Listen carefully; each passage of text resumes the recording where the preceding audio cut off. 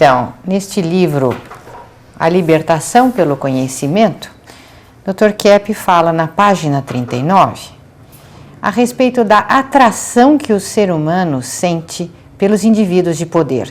E ele comenta aqui algo interessante, que essa atração não é ligada, por exemplo, à inteligência, ao brilhantismo desses indivíduos, porque a maioria deles tem uma inteligência bem medíocre.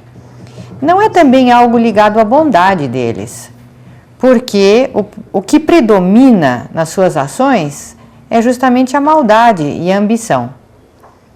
É algo além disso, como se fosse uma espécie desses indivíduos poderem fazer o que eles querem. A pessoa tem poder para fazer o que quer, o bem, o mal, para poder corromper sem nenhuma consequência. E é por esse motivo que esse termo corrupção é frequentemente ligado à vida política, embora ela se manifeste na vida de todos os cidadãos. Eu vou colocar aí um cartaz para mostrar o seguinte, que a questão da revelação é uma questão fundamental. E essa revelação é como a palavra diz, né? É uma atitude assim de se revelar, de aparecer no interior do ser humano e depois da própria sociedade, realidades que geralmente uma civilização que se atrasa muito ainda não tem. Veja o cartaz. A origem da civilização. Revelação. A revelação é o principal fundamento. Veja, embaixo tem a teologia, que conforme a ciência fala, né, o conhecimento fala, a teologia seria a revelação divina, né, que profetas e Cristo e santos assim revelam para o mundo, né? E a filosofia também é a revelação, também é a mesma coisa, só que é no campo, vamos dizer, da razão. E também a estética é o terceiro elemento, que é também uma revelação. Um artista pode revelar um mundo maravilhoso, como os artistas clássicos, né? Ou então um mundo terrível, um mundo negativo, como pseudo-artistas que tentam revelar só a miséria que tem no mundo. Então a arte, para ser arte, tem que ser bonita, tem que ter estética. De maneira que os três setores são fundamentais para que a humanidade se desenvolva. É por esse motivo que existem autores incríveis. Por exemplo, na Itália houve no passado essa pessoa, vejam aí. Boaventura, na Itália. O que ele falou, né? Que tudo que existe é sombra, vestígio e imagem do Criador.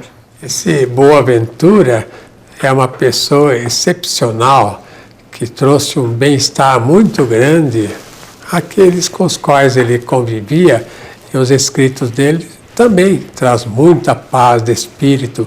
Portanto, ele tem uma energética incrível, que até agora funciona, né, nesse relacionamento que nós temos com os espíritos. Não esqueçam de ler aquele livro que eu escrevi sobre o universo dos espíritos, onde eu explico bem essa questão chamada comunhão dos santos, né?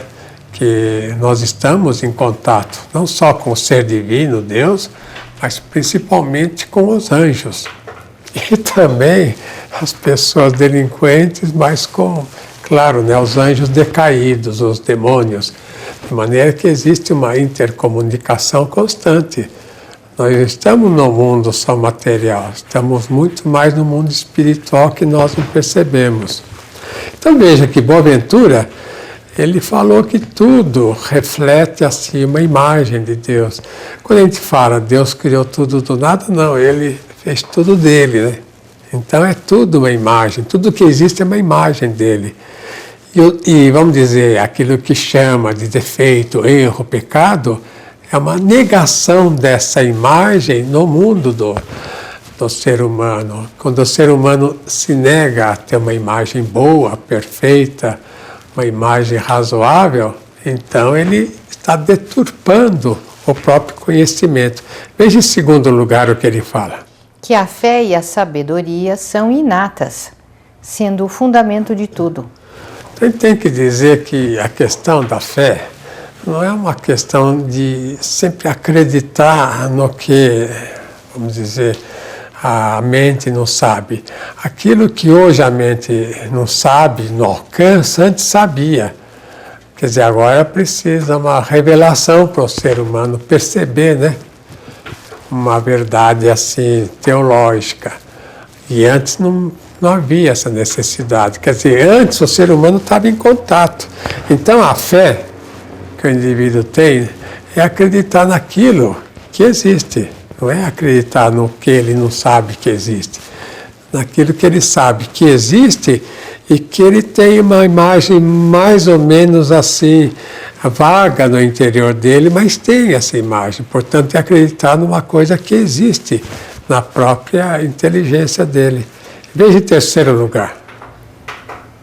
O conhecimento é implícito. E depois? Com a existência de Deus, trouxe soluções fundamentais para o conhecimento humano. Então notem, né, que se os senhores verificarem os grandes cientistas, pensadores, os grandes assim artistas, todos eles foram muito ligados à questão da revelação, muito ligados à questão da crença. Seja lá o Buonarroti, né, que fez a Capela Sistina, Michelangelo, né, na Itália, que fez aquele trabalho fenomenal lá com aquelas imagens, né? Moisés, ele quando acabou de esculpir, ele esculpia Moisés diretamente assim no mármore. Ele fez aquela imagem maravilhosa. Quando ele acabou de esculpir a imagem, ele bateu no joelho com aquela machadinho que ele tinha e falou: "Por que não fala?" Ele próprio ficou encantado, dizendo: "Por que ele não fala agora?" Para ver a genialidade do artista, né? E os outros grandes artistas, mesma coisa. É por isso que um artista assim ligado à revelação, ligado ao pensamento, à razão, é extraordinário na história assim, da civilização. E veja outro indivíduo de característica incrível. Bernardo de Claraval, 1090-1153. Esse é na França, né? A França foi um país excepcional. Talvez o país mais importante na humanidade, além da Grécia Antiga, de Roma Antiga, na Itália. A França foi o país que trouxe para o mundo os elementos fundamentais para a civilização. Veja o que o Bernardo de Claraval falou. Que o caminho para o conhecimento é, primeiro, a humildade, que é o caminho do autoconhecimento. Segundo o que ele falou. A compaixão ao próximo. E terceiro, a contemplação de Deus. Então nota que ele coloca aí o elemento teológico como fundamental. E ele que criou muitas igrejas naquele tempo e conventos, porque ele pensava que o reino de Deus viria dos conventos. Veja que coisa interessante. Viria, portanto, de pessoas mais reclusas do mundo. E não que viria com o mundo, né? Com as pessoas do mundo, com todos nós. Então, todos nós, eu e vocês, todos nós estamos participando da criação desse novo mundo que está para acontecer agora. Então, veja a finalidade do trabalho dele. O bem, né? O bem ao próximo e a edificação de si mesmo. Bernardo foi mais místico, teólogo, do que pensador. Então vamos ver agora as perguntas. Uma das tônicas mais fortes desse livro, da libertação pelo conhecimento, do Dr. Keppe, é que o ser humano ele corrompe aquilo que ele sabe. Eu, como professor de línguas da Escola Milênio, tenho um caso de um aluno que não aprendia línguas de jeito nenhum em outras escolas, então ele veio à nossa escola por causa disso. E quando eu perguntei o que ele fazia, ele trabalhava no setor de emergência de um hospital. E eu perguntei para ele assim, mas por que você não aprende? Ah, professor, eu sou muito tímido, eu tenho um complexo de inferioridade. Então eu perguntei para ele, mas o que você faz no hospital? Aí ele mudou completamente, o olho dele cresceu e falou assim, professor, eu dou vida às pessoas. Elas chegam praticamente mortas na sala de emergência e eu revivo elas. Então, no fundo, os senhores notam que eu falei para ele que ele não tinha complexo de inferioridade, mas complexo de superioridade. Ele se achava como um Deus, capaz, por exemplo, de dar vida ao ser humano. E essa atitude era totalmente inconscientizada. Então ele acabou percebendo que ele não conseguia falar a língua porque ele não queria mostrar que não sabia tanto quanto os outros dentro da sala de aula. Quando ele conscientizou isso, ele passou a aprender melhor. Então é uma corrupção que ele fazia contra o conhecimento. Um outro aspecto que eu gostaria de comentar sobre esse livro é a seguinte frase: a idealização é a forma mais comum para evitar o conhecimento da verdadeira realidade. Porque o que acontece é geralmente que o indivíduo fica em dois extremos. Ou ele se idealiza, ou ele censura esse conhecimento da verdadeira realidade que se dá através da sua consciência.